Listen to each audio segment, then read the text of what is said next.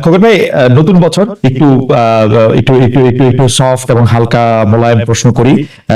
যে বিদায় বছরে আপনার রাজনৈতিক ক্যারিয়ারে আমরা দুটি ঘটনা দেখেছি। যে এই সেপ্টেম্বরে বিএনপি আপনাকে শোকজ করেছিল, তারও আগে মার্চে সুপ্রিম কোর্ট আইনজীবী সমিতির সভাপতির দায়িত্ব গ্রহণ করায় জাতীয়তাবাদী আইনজীবী ফোরামের পদ থেকে অব্যাহতি দেওয়া ছিল। আপনার পদ নেওয়ার বিষয়টি বা সভাপতি পদের বিষয়টি বিএনপির অনেকে তখন আওয়ামী লীগের সঙ্গে আপনার আপোষ হিসেবে দেখেছিলেন। শোকজের জবাব কি দিয়েছিলেন কিনা, অগস্টে পট পরিবর্তনের পরে কোনো চেঞ্জ এসেছিল কিনা, খবর খুব সংক্ষেপে যদি জানাতেন। আমাদের অনেক প্রশ্ন, অনেক আলোচনা রয়েছে আজকে। প্রথমত হলো যে সময়ে সুপ্রিম বার অনুষ্ঠানে আমরা দলীয় মনোনয়ন দেওয়া হয়েছিল, আমাদের প্যানেল দেওয়া হয়েছিল, সেই প্যানেলে আমরা এই নির্বাচন করেছিলাম। এর আগের প্রস্তুত যেটা হলো যে আওয়ামী লীগ দখল করে নিয়েছে, আমরা প্রতিবাদ করছিলাম এবং আমরা নির্বাচন বর্জন করছিলাম সুপ্রিম বার অনুষ্ঠানে। এবং এবার কিন্তু গতবার কিন্তু আমি যদি জানতাম, আমার ছিল বিবির হারুন শেখ হাসিনাকে বলেছেন যে পুলিশ সুপ্রিম কোর্ট দিয়ে দেবে আওয়ামী লীগের। এটা এই ফোন আমার কাছে ছিল, ছিল না। নির্বাচন বন্ধ করতে সরে যাই, আমরা যাইনি। আমি বলছি আমি থাকবো। সাবসিকুয়েন্টলি কাউন্টিং করে সেই সময় আমার বন্ধুরা যা সহকর্মীরা একজন দুজন তারা মনে করলো যে কি কারণে জানি সব্যসাচ করলো এবং তারেক রহমান সাহেবের নামটা ব্যবহার করলেন আমাদের প্রিয় নেতা। এবং আমি সঙ্গে সঙ্গে বিরাট প্রতিবাদ করলাম, দিলেন আসলে আমার তো দলীয় ইমান নিয়ে আমার কোনো প্রশ্ন হতে পারে না। আমি যে এই দলের স্বীকৃতি থেকে আমি ছিলাম, জাগো ছাত্র দল, জাতীয় ছাত্র দলের, তারপর সেন্ট্রালের, জেলাতে এসব ছিলাম। এবং দীর্ঘদিন আমার এক জীবনে একটা দলে করেছি, আমার ইমানের কোনো কথা করতে পারে না। হঠাৎ করে এটা একটু হয়ে গেলাম, হঠাৎ করে সিদ্ধান্ত নিল কেন। পরে আমি বুঝতে পারছি এটা একটা রাজনীতির কারণে, একজন ব্যক্তির কারণে, একজন আইনজীবীর কারণে এটা খর্দা করছে। পরে এটা প্রতিবাদ জানিয়েছিলাম আমি।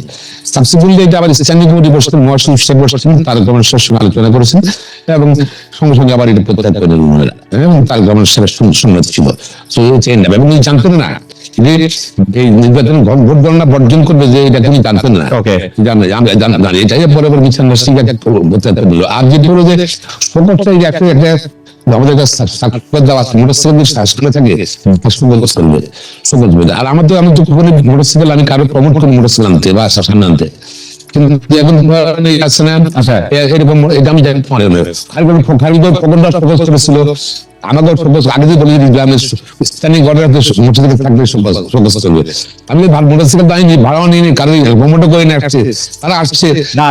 সেটা মোটামুটি ঠিক আছে খোকন ভাই, এই উত্তর দিয়েছি, এগুলো তো আমার সুপ্রিম কোর্ট বার অ্যাসোসিয়েশনের ইলেকশনটা করার সময় কি আপনার আওয়ামী লীগের সাথে কোনো একটা আপোষ, কোন একটা আন্ডারহ্যান্ড ডিলিং এগুলি কিছু করতে হয়েছিল? কারণ বাকি সবার প্রতি আওয়ামী লীগের ব্যবহার ছিল একরকম, মাহবুদ্দিন খোকনের প্রতি আওয়ামী লীগের ব্যবহার ছিল একরকম। এইটা কি আওয়ামী লীগ আপনাকে এত ভালোবাসলো কেন খোকন ভাই? আওয়ামী লীগ মোটা ভালোবাসি নেই আমার এখানে। আমি যেখানে আমার এখানে ভোটে আমি আপনার ৬,০০০ ভোটের কাস্ট সেখানে মধ্যে ২,৫০০ ভোট ডিফারেন্স জেতার কথা ছিল। আমি যদি না যেতাম যদি আমার পুরো ভোটটাই নিয়ে নিত। আমার চুরাশি ভোটে আমার আমি গিয়ে আটকালাম আর কি, আটকালাম আমরা ৪ জন যেতে যারা আটকেছে আর কি। আর আওয়ামী লীগ কখনো ভালোবাসে না, আমি কখনো আওয়ামী লীগ জীবনে করিও নাই। ভালোবাসতে অসুবিধা নাই, ভালোবাসতেই পারে। আমাকে ভোট দেন, আমি তো এবার নতুন ইলেকশন করি নাই, আমি সুপ্রিম কোর্ট এবার দরবার ইলেকশন করছি। দরবার ইলেকশন এবার প্রত্যেকবার আমি জিতেছি ইনশাআল্লাহ, একবার আমি হারিনি। তো আর ধরেন বার কাউন্সিলে ধরেন সারা বাংলাদেশ 3 বার জিতেছি, 2 বছর 9 বছর 19 বছর আমি নির্বাচিত আইনজীবী জগতে, 5 বছর 20 বছর নির্বাচিত।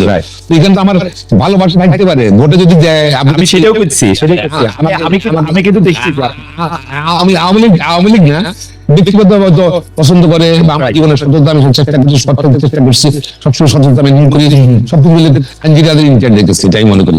আমি সবসময় আইনজীবীকে মন করি, এই জন্য ভোট দেয় আমাকে। আপনাকে ধন্যবাদ জনাব মাহবুবুদ্দিন খোকন। এই বিষয়ে আসলে আমরা জনাব জুনায়েদ সাকি আপনার কাছেও প্রশ্ন করতে চাই যে 5 আগস্ট থেকে মানে 5 আগস্ট থেকে মানে আমি যদি একটু ইয়া থেকে বলি যে নতুন রাজনৈতিক বন্দোবস্ত, এই শব্দ তিনটি অন্তত 10 বছর ধরে বা তারও আগে থেকে বারবার আপনার মুখে শুনে আসছি। এই কথাটি বৈষম্য বিরোধী ছাত্র নেতাদের কাছে কি আপনার প্রেসক্রিপশনে গেছে কিনা?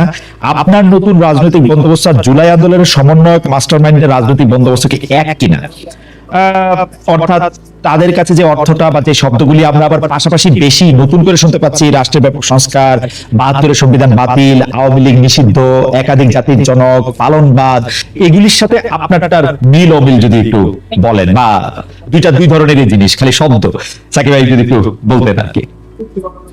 এমনকি সমন্বয়, মানে বাংলাদেশের রাজনীতিতে সমন্বয়কও আসলে সাকিব ভাইরে দিয়েই শুরু হয়েছে। খোকন ভাই নিশ্চয়ই খেয়াল করবেন যে সাকিব ভাইকে আসলে সমন্বয়ক, প্রথম সমন্বয়ক, মানে সমন্বয়ক কি বলবো, দলীয় প্রধান সমন্বয়ক। জি জি সাকিব ভাই।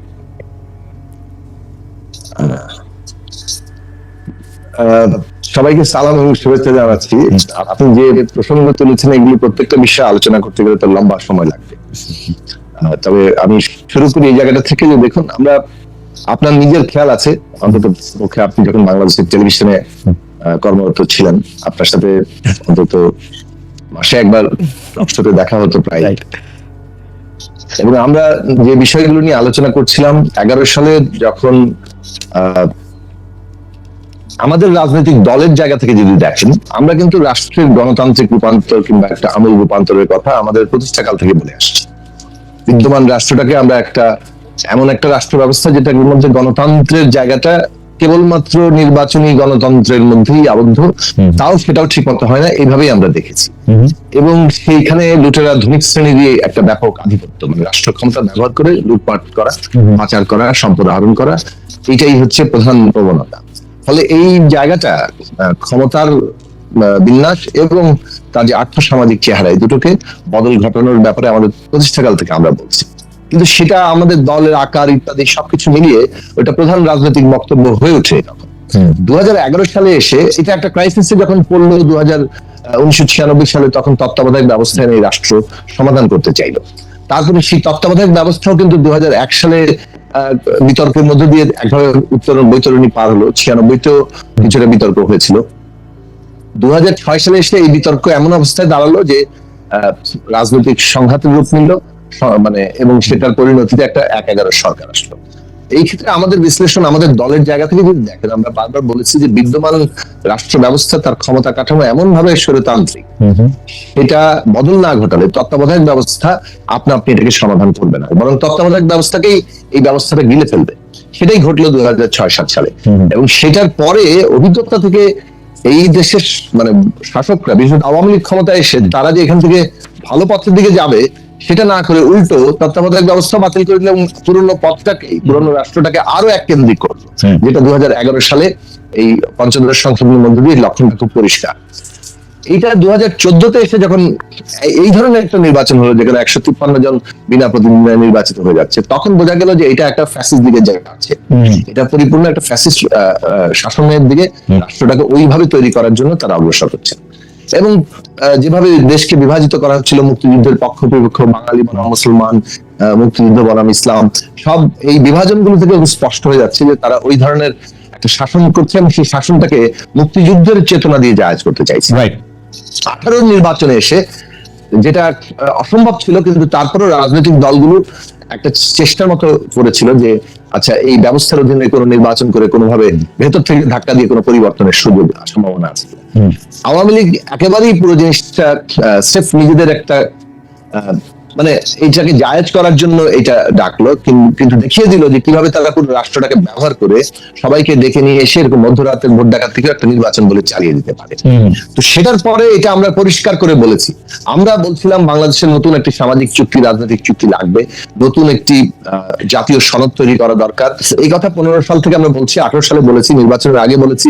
ডক্টর কামাল হোসেন আহুত, সাকিব ভাই একটু এই পাশে চলে আসেন সাকিব ভাই। হ্যাঁ, জি, হ্যাঁ, জাতীয় ঐক্যের ওই সমাবেশেও বলেছি। তারপর 18 পরে এটা প্রায় নিশ্চিত হলো যে এই ব্যবস্থার অধীনে আরেকটি নির্বাচনও সম্ভব হবে না। ফলে আমাদের রাষ্ট্র ব্যবস্থার সংস্কার করতে হবে। এটা কেবল আমাদের কথাই না, বিএনপির মতো বড় রাজনৈতিক দলও কিন্তু এই জায়গায় আসলো এবং নিজেদের দিক থেকে 27 দফা মেরামতের কর্মসূচি, রাষ্ট্র মেরামতের কর্মসূচি দিল। তার মানে এটা সব রূপান্তর, মেরামত, সংস্কার, এই আলোচনাগুলো আরো বিভিন্ন দল, আমাদের রাষ্ট্র সংস্কার আন্দোলন, আমাদের মঞ্চের অন্যান্য দল, সবাই মিলে এভাবে বলছিলেন, একটা জায়গায় এসে দাঁড়িয়েছে।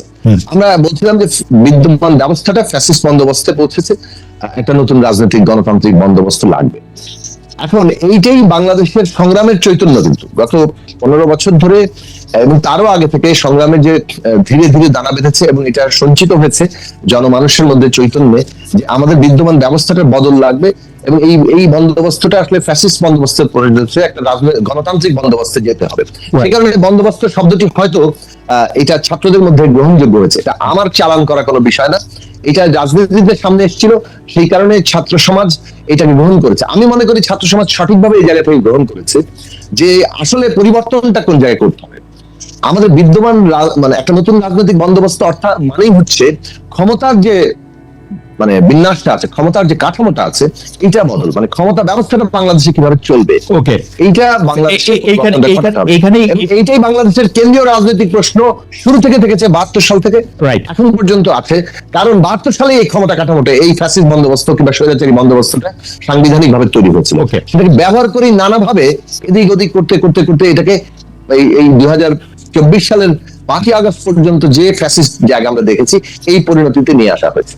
সাকিব ভাই, একটা সরল প্রশ্ন, যে গত 53 বছরে এই যে রাজনৈতিক চর্চাটা আমরা দেখেছি, আমরা যদি বলি যে আমরা নতুন রাজনৈতিক বন্দোবস্ত চাই, এই সরকার বা ডক্টর ইউনূস দায়িত্ব নেওয়ার পরে অবশ্যই তিনি একটি বিশেষ অবস্থায় দায়িত্ব নিয়েছেন, তার উপদেষ্টা মণ্ডলী এসেছে, সরকার সাহেব প্রচলিত হচ্ছে। আপনি সেই নতুন রাজনৈতিক বন্দোবস্তের যে স্বরূপটা, সেটা আপনি যেরকম চেয়েছিলেন সেরকমই আপনি দেখতে পাচ্ছেন কিনা, আমাদের যদি খুব সংক্ষেপে বলেন, কারণ আমাদের অনেকগুলি বিষয় আলোচনা করতে হবে। মানে আপনি দেখতে পাচ্ছেন কিনা, বলি যে দেখুন ফাউন্ডেশনটা হয়েছে কিনা, ফাউন্ডেশনটা এখন পর্যন্ত এটা কোনো ফাউন্ডেশন হয়নি। মানে একটা অন্তর্বর্তী সরকার দায়িত্ব নিয়েছে মাত্র, তারা রাষ্ট্র পরিচালনা করছেন, দৈনন্দিন কাজ করছেন, সেটা ক্ষেত্রেই অনেক ক্ষেত্রে খালি খেতে হচ্ছে, কারণ রাষ্ট্র প্রতিষ্ঠানগুলো ভেঙে পড়েছিল। সেইটাকে পুনর্গঠন করার কাজ, সেই কাজে তাদের অনেক দুর্বলতার কথা আমরা চিহ্নিত করছি, এগুলো একদিক। অন্যদিকে তাদের আরেকটা গুরুত্বপূর্ণ দায়িত্ব হচ্ছে রাজনৈতিক উত্তরণ ঘটানো, মানে পলিটিক্যাল ট্রানজিশন যাকে বলে, এই যে নতুন বন্দোবস্ত থেকে যাওয়া, সেটার জন্য আমাদেরই বলতে পারেন, এটাও আমরা আমাদের প্রথম সাক্ষাতেই অন্তর্বর্তী সরকারকে প্রস্তাব করেছিলাম যে আপনারা এই অনেকগুলো বিষয়ে একটা কতগুলো কমিশন গঠন করেন, যে কমিশন গঠন করার মধ্যে দিয়ে তারা একটা সংস্কার প্রস্তাব হাজির করবে, সেটার ভিত্তিতে আলোচনা হবে, ফ্যাসিলিটেট করার সুবিধা হবে, সমস্ত পক্ষের মতামতগুলোকে গ্রন্থিত করা, তার মধ্যে ন্যূনতম ঐক্যের জায়গাটা কোথায়। কিন্তু শুরু থেকে আমরা একটা কথা বলছিলাম, যখনই সরকার গঠিত হয়ে গেছে, যেহেতু অভ্যুত্থানটা কোনো একক নেতৃত্বে ঘটেনি, ফলে এই অভ্যুত্থানে ছাত্ররা অগ্রণী ভূমিকা নিয়েছে, রাজনৈতিক দলগুলো ছাত্রদের আন্দোলনের সমর্থন দিয়ে সর্বাত্মকভাবে যুক্ত হয়েছে, কিন্তু যতক্ষণ না পর্যন্ত ছাত্র এক দফায় এসছে, রাজনৈতিক দলগুলো এটা নেতৃত্ব নিতে কখনো যায়নি। কারণ হচ্ছে যে আপনার খেয়াল আছে আওয়ামী লীগ কিভাবে প্রচার করছিল যে এটাতে রাজনৈতিক দল ঢুকে। আমি জাস্ট একটা লাইন বলি, সেটা হচ্ছে যে এই যে সর্বাত্মক অংশগ্রহণের মধ্য দিয়ে যে পক্ষগুলো তৈরি হচ্ছে, আমরা মনে করি যে রাজনৈতিক উত্তরণের ক্ষেত্রে কনসেনসাস কিংবা ন্যূনতম জাতীয় ঐক্যমত্যই হচ্ছে সবচেয়ে ভালো পন্থা এই উত্তরণটা ঘটানোর জন্য। না সাকিব ভাই, আমি সেদিক থেকে বলবো যে এই উত্তরণ, রাজনৈতিক উত্তরণের দায়িত্বটা আছে, এখন সংস্কার কমিশনগুলো গঠিত হচ্ছে, এই আলাপ আলোচনার ভিত্তিতে পরিষ্কার হবে যে কতটা নতুন বন্দোবস্তে আমরা যেতে পারছি। কিন্তু এখন পর্যন্ত আপনার কাছে মনে হচ্ছে যে এই 4 মাস 4.5 মাস বা ততটা সময় হোক না কেন, সেই ফাউন্ডেশনটা এখনো প্রতিষ্ঠিত হয় নাই, আপনি ওয়েট করছেন যে সংস্কার কমিশন কি বলে সেটা বলার থেকে, মানে নতুন রাজনৈতিক বন্দোবস্তের ক্ষেত্রে ফাউন্ডেশন হয় না, মানে এই যে সংস্কার প্রস্তাবগুলো আসবে, সরকার আমাদের সাথে আলোচনায় বলবে, তার মধ্যে দিয়ে কতটুকু ন্যূনতম ঐক্যমত্য হচ্ছে এবং সেইটা কতটা সিগনিফিকেন্ট পরিবর্তন ঘটাচ্ছে ক্ষমতা কাঠামোর, তার উপরে অনেক